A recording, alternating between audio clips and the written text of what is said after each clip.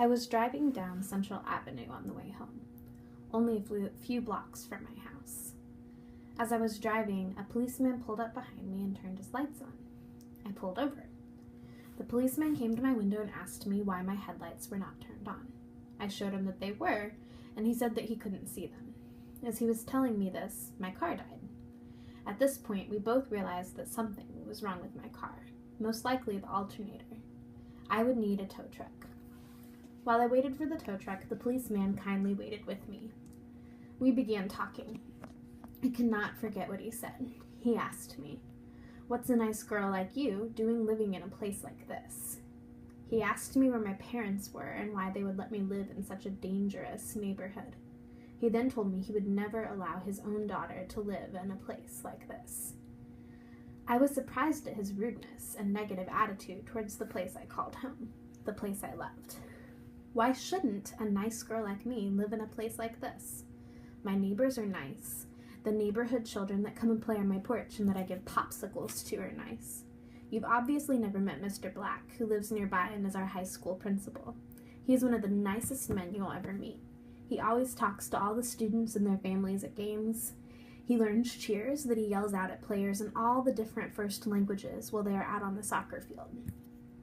Are you saying I shouldn't live here because I'm nice? Or is it because I'm white? When I worked as a cashier at our neighborhood Sunfresh, the customers at our Sunfresh donated more money at the register to find a cure for cancer than any of the other Sunfreshes in the wealthier suburban neighborhoods. The people who live here are kind and generous. What did he mean by a place like this? A place where kids from all over the world share laughter, food, and toys.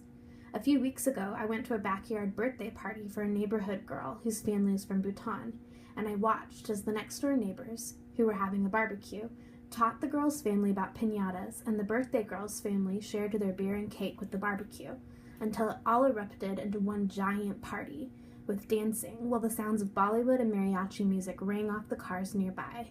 New friends were made, and cultures were shared. Or do you mean a place with a growing economy? Immigration has brought this neighborhood from death to life.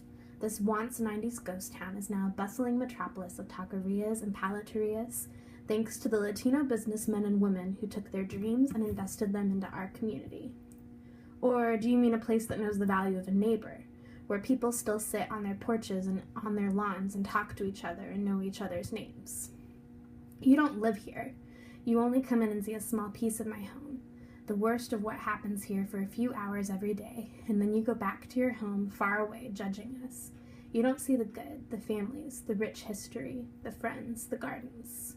But you don't say things like that to a police officer. So I managed to come up with some kind of pithy, polite response that I could give him, and then he left. I wish he could see what I see.